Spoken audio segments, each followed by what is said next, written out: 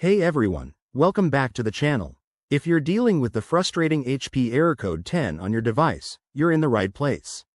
This error, often popping up in 2025's updated HP systems, typically means there's a problem with device configuration or hardware detection. Don't panic. It's more common than you think, and we're going to break it down step by step so you can get your HP laptop, printer, or desktop back up and running smoothly. First off, let's talk about what error code 10 actually means. In simple terms, it indicates that the device manager on your Windows system can't start the hardware device because it's either not configured properly or there's a conflict. This could show up when you're trying to use peripherals like USB drives, printers, or even internal components. Why does this happen? Well, the main causes include outdated drivers, hardware conflicts, corrupted system files, or even recent software updates that didn't install correctly.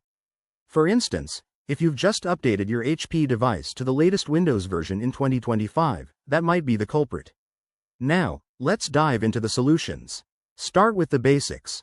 Restart your computer. Sometimes, a simple reboot can resolve temporary glitches. If that doesn't work, open the device manager by right-clicking the Start button and selecting it from the menu. Look for the device with the error, right-click it, and choose Update Driver. Windows might automatically find and install the correct one. If not, head to the HP website, download the latest drivers for your specific model, and install them manually. If drivers aren't the issue, try troubleshooting hardware conflicts. Disconnect any external devices, then plug them back in one by one to identify the problem. You can also run the built-in Windows Hardware Troubleshooter. Go to Settings, Update and Security, Troubleshoot, and select Hardware and Devices. For more advanced fixes, use the command prompt to scan for corrupted files. Just type sfc scan now and hit enter.